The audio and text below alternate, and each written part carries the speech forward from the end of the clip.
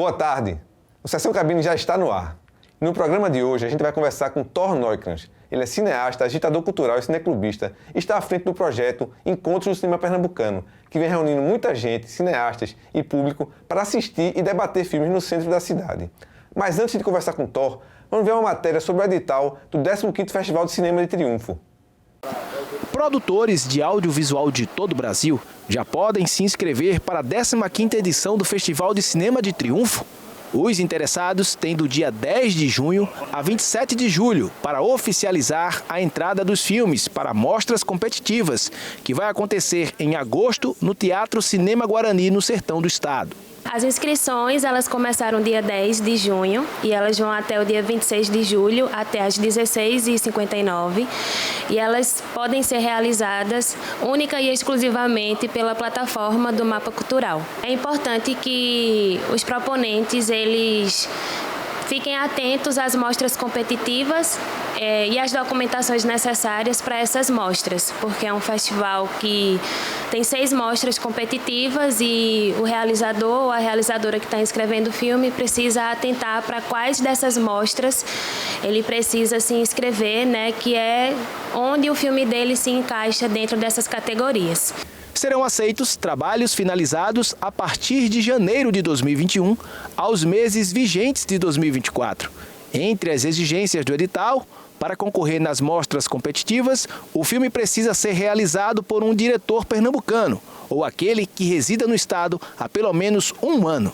A programação de um dos mais importantes eventos do calendário audiovisual de Pernambuco conta com 6 mostras competitivas.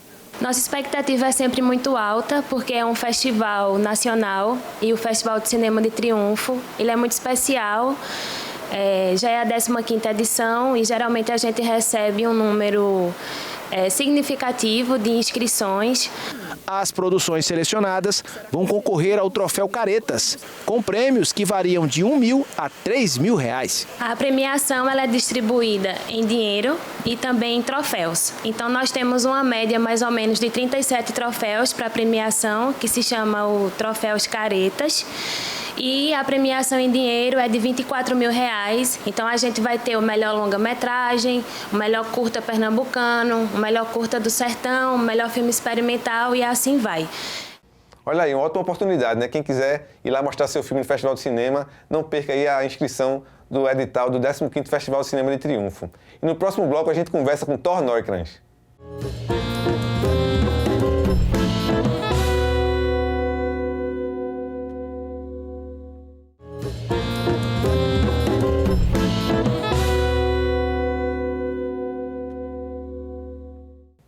O Sessão Cabine já está de volta, agora com a presença aqui de Thor Neukrans. Tudo bom, Thor? Tudo ótimo. Prazer estar aqui com você.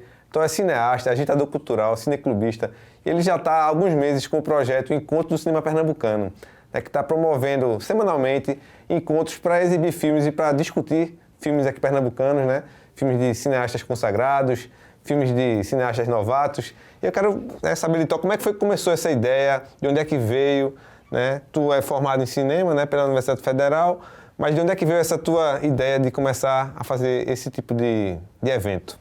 Eu comecei a participar de um coletivo chamado Coletivo Projecionista de Pernambuco, e aí uma das ações que o coletivo fazia era um cineclube itinerante nas periferias do Recife, era o TH Cine. E participando dele, exibindo no Alto José do Pinho, Campo Grande, em vários lugares da cidade, eu vi as pessoas mudarem de opinião através do cinema. Eu vi a potência da força do audiovisual ali e isso nunca mais saiu da minha cabeça e a partir daí foi uma das coisas que me influenciou a fazer cinema. E essa experiência ficou na minha cabeça e eu pensei num projeto chamado Cine Periferia, de fazer esse circuito pelas periferias do Recife, exibindo filmes independentes, pernambucanos em curta-metragem e levando a diretora, o ator, a equipe, a galera que for possível para esses espaços para promover debate.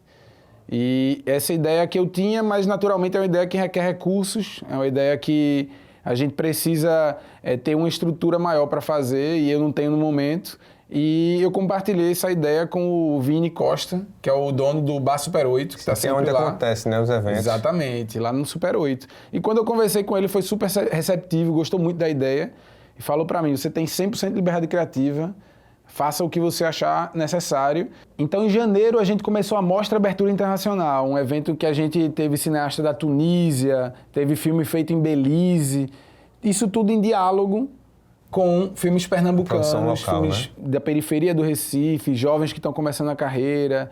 E aí, em fevereiro, a gente fez cada semana um evento diferente. Aí a gente teve a Periferia no centro do Recife, que foi só filme da periferia do Recife. E a gente recebeu Ocado do Canal, por exemplo, que é um artista aí. Porque o que é que a gente faz, Rafael? Ele é um rapper, né, mas que atuou, né? Já atuou em filmes agora. e grandes filmes também, Isso. né? Mas o ponto é que a gente também tenta agregar sempre outras artes. Então, em muitas sessões, não todas, mas a maioria, a gente abre com videoclipes ou videodanças. Então, a gente sempre convida para esse debate entre uma jovem cineasta e uma experiente cineasta. A gente traz, às vezes, um músico, a gente traz para exibir 1, 2, 3 videoclipes. Um intercâmbio entre as artes. E participar aí, né? também do debate, sabe? E aí o músico, por exemplo, a gente recebeu lá o Mombojó. Sim. Eles, de coração aberto, foram para lá e exibiram 8 videoclipes que eu tinha selecionado. E a gente fez uma grande viagem pela carreira, pelos 23 anos. Eu acho interessante, se você pegar o início do século XXI ali, né? Começo dos anos 2000, muitos dos cineastas que hoje estão já com quase 20 anos de carreira, antes de fazer filmes, estavam fazendo clipes de bandas daqui, assim. Sim. O Mombojó, eu sei que tem alguns clipes deles que foram feitos por... acho que é cineasta, mas ele migrou para as artes visuais, que é Raul Luna. Sim. Acho que fez o primeiro clipe do Mombojó, que é o Cabidela. Acho que estou até com a camisa aqui da banda, que é a Mula Manca. E a figura tem... Um dos clipes dele foi dirigido por Gabriel Mascaro. Sim. O próprio Cléber Mendonça, nos anos 90, dirigiu o videoclipe do Mundo Livre. Acho que aqui, não sei... Aqui em Pernambuco, essa relação de videoclipe com cinema é bem forte, né? Tem muita gente que começou, acho que Cláudio Assis tem videoclipe do Devotos. É uma relação muito próxima, né? Gente que começou assim. E era uma coisa meio que na brodagem, né? As bandas estavam começando, os cineastas também, e aí era uma coisa que um ajudava o outro, assim. Eu acho que depois virou, os festivais de cinema começaram a selecionar videoclipes até para competir nas mostras de curtas, né? Mas eu acho que hoje alguns têm mostras próprio videoclipe mesmo, né? E aí vocês estão passando muito videoclipe e tudo. E inclusive você falando isso me fez lembrar que a gente começou, a primeira obra que a gente exibiu lá foi um videoclipe justamente que foi do Chico Science Nação Zumbi, que justamente marca exatamente o que você falou, são cineastas dessa onda naquele momento que acontecia, se juntando com essa onda musical do Mangue Beat e construindo algo junto, no caso, videoclipes. E aí foi a primeira obra que a gente exibiu, e o primeiro filme também dessa sessão foi Ameri, foi o filme de Fernando Spencer também. Então a gente tem, Rafael, uma grande clareza da importância histórica de quem veio antes. O próprio Cineclube começou nos anos 40, não é algo que a gente está criando agora, sabe? A gente olhar para o passado também é importante, e aí também vem esse reconhecimento de quem veio antes, da Ameri, do próprio Fernando Spencer, do Ciclo Super 8. Então a gente, por exemplo, a gente fez uma sessão lá com Paulo Cunha, exibindo filmes de Paulo Cunha, de Gêneton Moraes. Nos anos 70, né? Então, sabe, a gente tenta fazer esse diálogo sempre, de ter gerações diferentes e sempre olhar para quem veio antes. Por exemplo, Kátia Mezel, a gente fez sessões com ela, e ela é uma pessoa também super aberta, que ela vem ali e conversa com todo mundo. Então, pra gente é fabuloso quando a gente tem uma pessoa... apaixonada por cinema, né? Continua produzindo e tem muita coisa feita assim, que é isso, né? A gente tava conversando antes, o curta-metragem, assim, é um produto de difícil... O escoamento dele é meio difícil, né? A gente tem os festivais, depois eles ficam por ali, mas o grande público mesmo não consegue, né? O filme dela agora foi até restaurado, o Recife Dentro para Fora, né? Foi onde que a gente passou lá. Um filme maravilhoso, né? Incrível, premiado assim. Na Europa, premiado em um monte de lugar. E precisa que mais pessoas vejam, né? Eu acho que, acho que o Cineclube... assim, acho que essa coisa de escoar a produção local, né? Principalmente de curta-metragens, que é mais difícil. E também a grande diferença são os debates, né? A gente está falando aqui, o Cineclube, você falou, é uma coisa que vem lá dos anos 40. Aqui em Pernambuco, acho que num momento assim de vazio produtivo, ocupou um espaço muito grande de não morrer essa chama do cinema, né? As pessoas continuarem assistindo e discutindo sobre cinema. As universidades mantiveram, ao longo dos anos, cineclubes importantes, né? A Católica com o Cineclube Reveses, a Federal Cineclube Barra Vento. E agora vocês, com esses encontros de cinema pernambucano lá no Super 8, tá ajudando a disseminar mais. É muito importante para formar público, né? E, assim, a grande diferença são os debates, né? Assistir o filme e depois os debates. Como é que tem sido? Tem sido debates calorosos? Como é que está sendo a conversa lá? É só jogando confete ou já teve algum embate mais difícil, assim? Tem. Frequentemente a gente tem embate. Segurar lá a onda. Eu sou o idealizador, o curador, também apresentador e mediador. Então eu bato o escanteio, corro para cabecear. Né? E aí, às vezes, quando o pessoal se excede um pouco, a gente tem que tentar fazer um diálogo mais cortês ali. Então, acho que faz parte, é democrático. Então, quem estiver passando na rua pode participar. A gente não restringe ninguém, é gratuito. Então, a gente abre para todo mundo. E muitas vezes, como eu já falei aqui, a questão da gente trazer outras artes.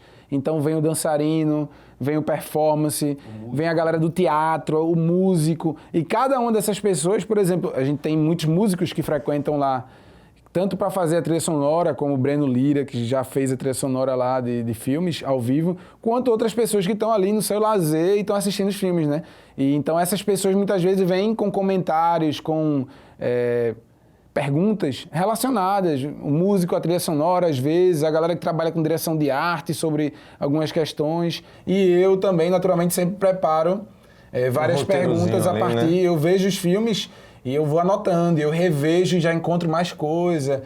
E aí eu sempre começo esse debate, peço para o pessoal também se apresentar. Então, o que eu busco também fazer, Rafael, é o que eu queria que fizesse comigo. Com essa experiência como cineasta em vários festivais, eu tento reproduzir lá o que de melhor aconteceu. Então, da melhor forma de tratar as pessoas, de dar o espaço, de dar o conforto, para que tudo flua bem. E a gente está conseguindo fazer esses debates serem cada vez mais interessantes. E aí, outras pessoas que vão vendo e apreciam o trabalho e veem tudo acontecendo, estão vindo para nos fortalecer.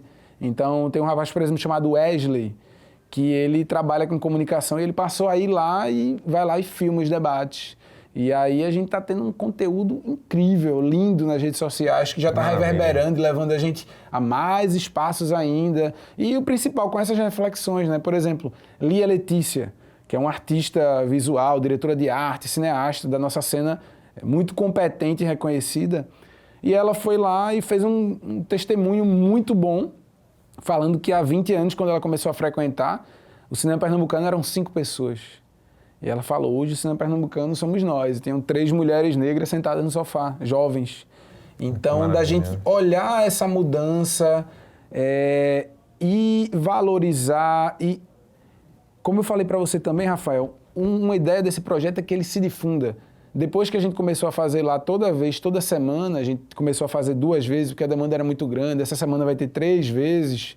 Então, a partir desse movimento intenso, a gente agitou a cena de um jeito que hoje tem tanto cineclube que eu nunca tinha visto na minha vida. Vários locais nunca tiveram cineclube, estão começando a fazer. Então, eu acho que a gente já está influenciando a cena e, para mim, isso é maravilhoso. O que eu quero é que isso se expanda. Eu quero que as pessoas que vão lá falem, Tó, essa sessão aqui, gostei desse filme, desses todos. Como eu queria exibir lá no meu quintal, levar minha família.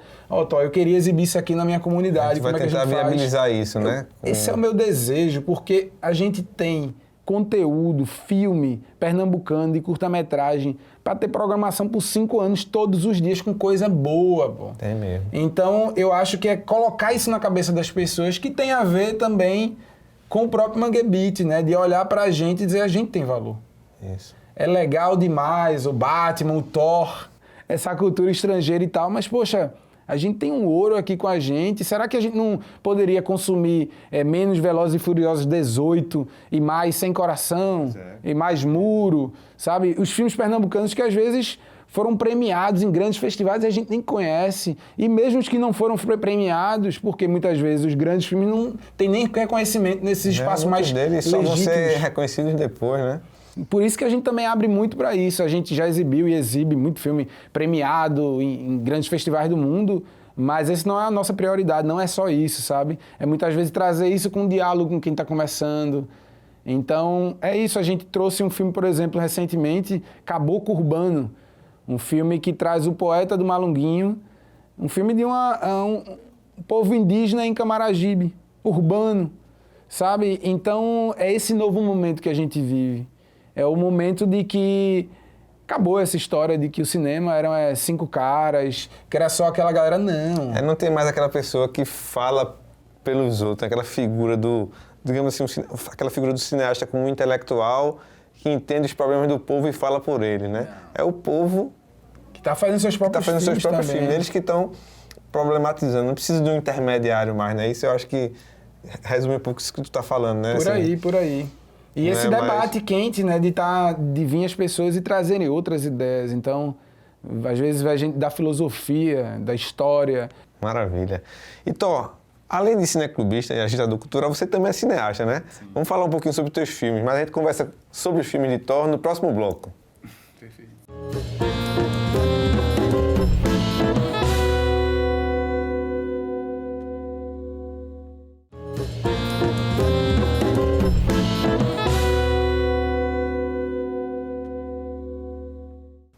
E Sessão Cabine já está de volta. E como eu falei, né, Thor, além de cineclubista, também é cineasta, já tem algumas produções. E vamos conversar um pouquinho sobre os teus filmes, a trajetória deles aí nos festivais, para os locais que ele te levou, que os filmes te levaram.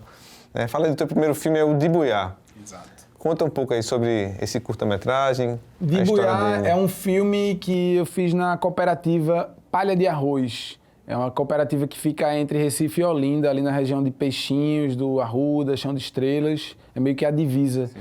E aí eu fiz esse documentário nessa cooperativa através da Atelier Varran. A Atelier Varran é uma escola de cinema com base em Paris, francesa, mas que ela faz oficinas itinerantes ao redor do mundo. Então eles fizeram em vários lugares e vieram aqui para o Recife. Quando eles vieram para cá, para o Recife, eu estava começando a fazer cinema. E eu vi como uma grande oportunidade, era gratuito, né? Então cabia no meu bolso. E aí eu vi essa grande oportunidade, me inscrevi e passei. E nesse processo, eu escolhi fazer o filme sobre essa cooperativa nesse lugar. E aí a gente fez no estilo cinema direto, né? Esse estilo dessa escola de cinema.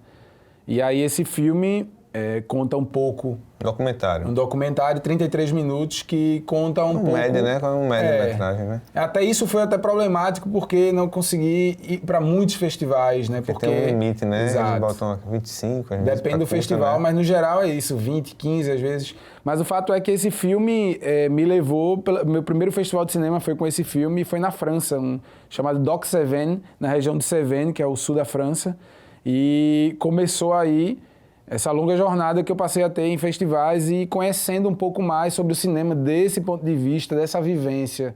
Então ali foi muito interessante para mim de ampliar muito essa rede de contatos, ver esses filmes, porque no sul da França, o meu filme, só tinham 2 filmes brasileiros, meu da minha amiga que estava comigo, exibindo o filme dela.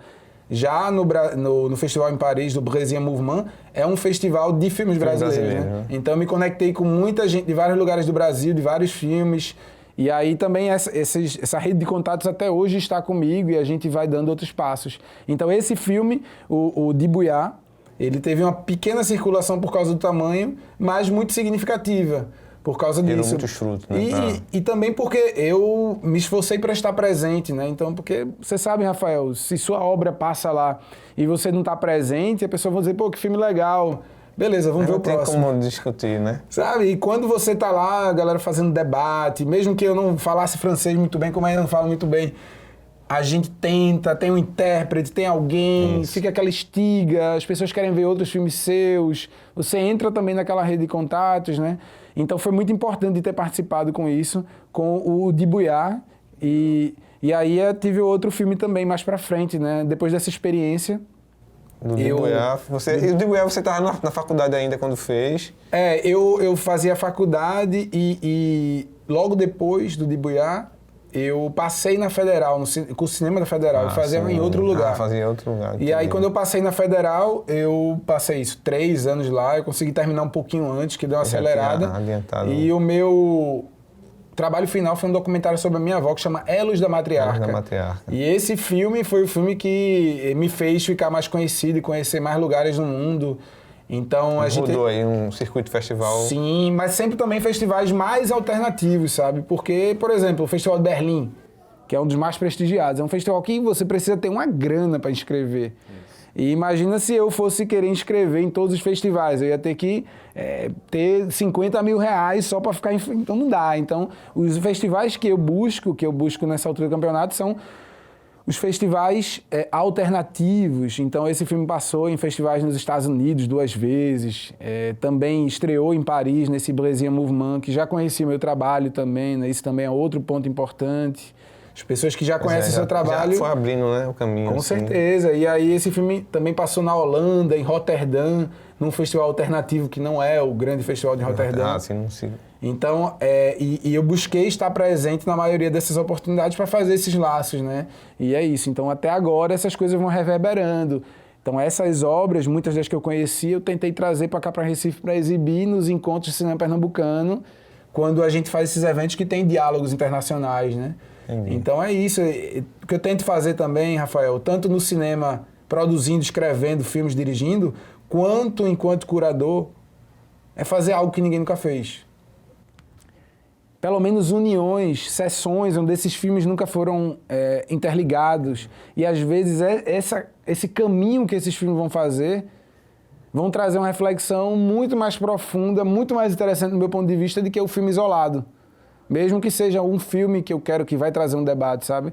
Então é um pouco disso que eu tento fazer nos Encontros de Cinema Pernambucano e que foi um aprendizado dessa experiência ao longo dos últimos anos participando de festivais.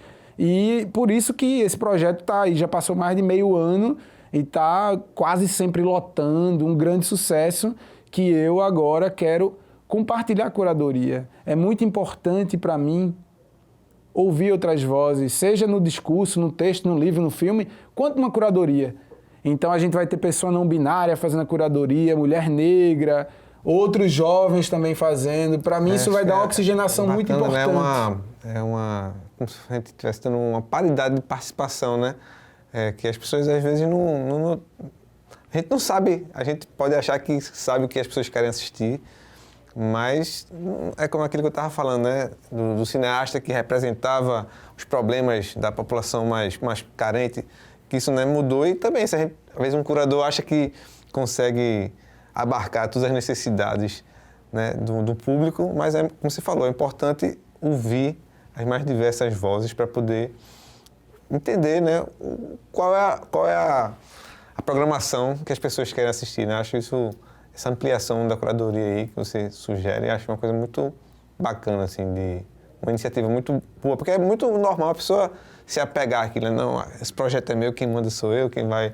Mas acho que é muito importante isso que você está fazendo de ampliar essa curadoria. É isso, e além disso, Rafael, outra questão que para mim é fundamental, que eu quero fazer, que esse projeto leve, é de que as pessoas pensem em criar seus próprios cineclubes. Às vezes...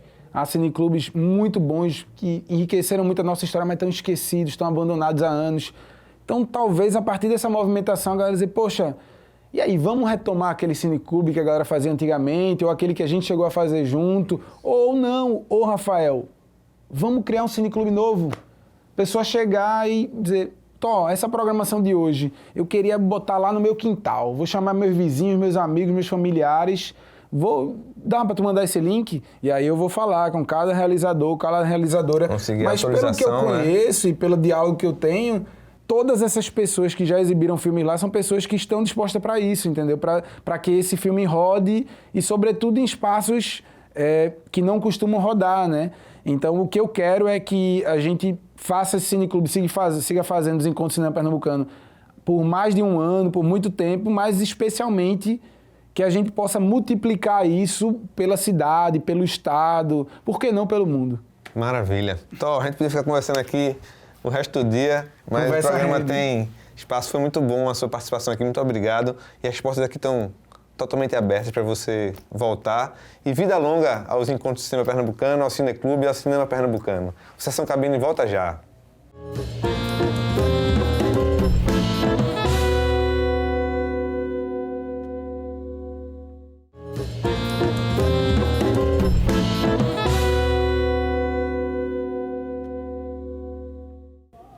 E o Sessão Cabine está de volta.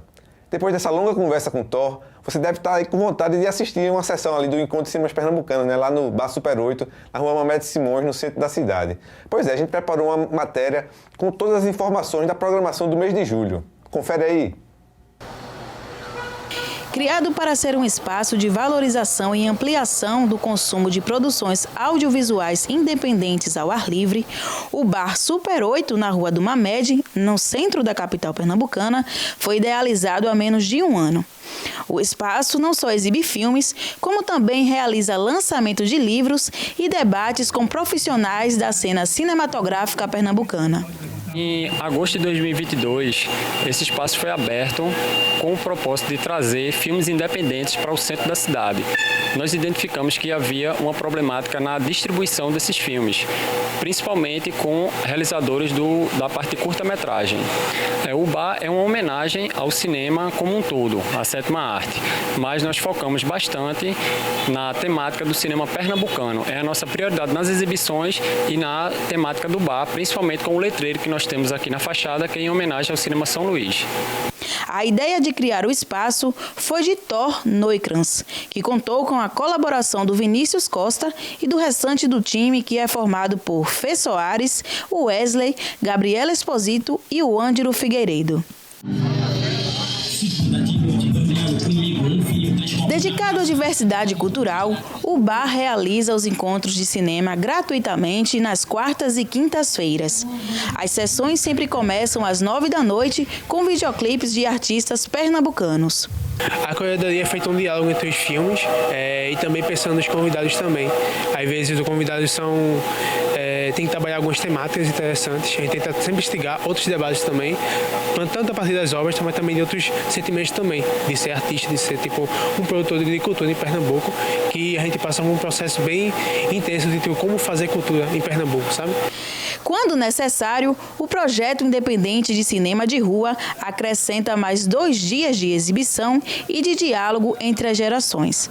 O público é diverso. Tem pessoas que vêm mais para tomar uma cerveja, comer um petisco, e tem pessoas que vêm seguindo a nossa programação para assistir o audiovisual de Pernambuco na rua. Para este mês, toda a programação já foi montada e no dia 18 de julho, o público vai participar do lançamento do livro O Senhor do Tempo, de Luiz Joaquim, programador da Fundação Joaquim Nabuco, dentro da sessão especial Celso Marconi. A gente não considera isso só um bar, sabe? A gente considera que é um espaço cultural também. A gente quer muito lutar para isso ser considerado tipo um espaço cultural. Que as pessoas vêm para cá e tipo, não é só o Bar Super 8, sabe? É um espaço cultural Bar Super 8.